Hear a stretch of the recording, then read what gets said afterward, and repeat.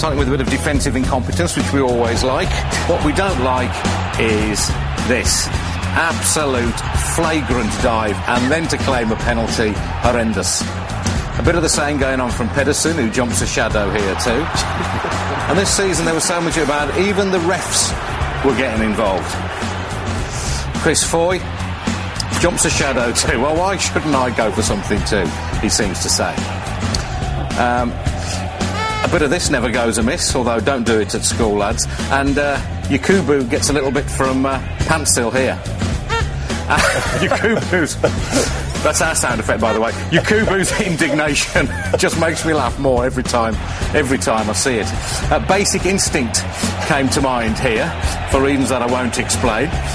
Luckily, a programme is thrust in the way of her unbroadcastables before we get a look. Thank you, madam. We all enjoyed that very much.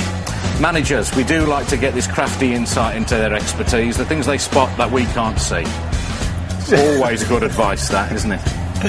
Hand signals have been fertile territory for us. Emu, you know Emu, says Gary, he's going to get it. Emu gets it, unless you sort yourselves out. Yeah, that'll be the end for Emu. Here he's saying, you two, get the ball, two of you, to me, not you, ball, two, not... Anyway, whatever, I don't know what he's on about. I don't know what this is about. He's turned to his come on, you're hard enough, quit your talking, come on, let's get it on, come out here, I'll sort you out.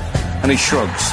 This is David Moyes celebrating, yes, celebrating a goal. This is David Moyes when he's happy.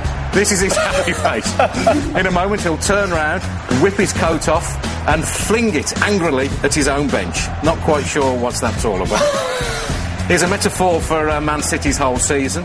The manager stands up, the chair flits back, and he nearly ends up on his ARSE, but just about saves himself, as he has done till the end of the season. And this is a champagne moment. Mike Phelan sees a balloon. He decides to get rid of the balloon by popping it. The biggest shock of Fergie's season. Mike, I'd be careful if I was you. You might kill him with the shock, although maybe, Mike, that is what you were thinking of.